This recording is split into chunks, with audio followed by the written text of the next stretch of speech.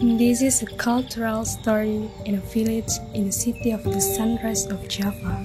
This is Kemiren. Desa dengan mayoritas wong Osing asli, yang mana masyarakatnya masih menjunjung tinggi nilai-nilai adat budaya dan tradisi. Di antaranya, tradisi upacara Barong Interbumi yang dilaksanakan setiap tanggal 2 Syawal dan diyakini sebagai pensucian diri. Adapun tradisi kedogan, panggung pagar, minyak sirih, dan masih banyak lagi. Melalui para pemuda kreatif dan peduli budaya, serta adanya penggunaan teknologi yang tepat, saya percaya akan ada dampak baik untuk kemajuan dan kelestarian budaya dimanapun berada. Salam budaya.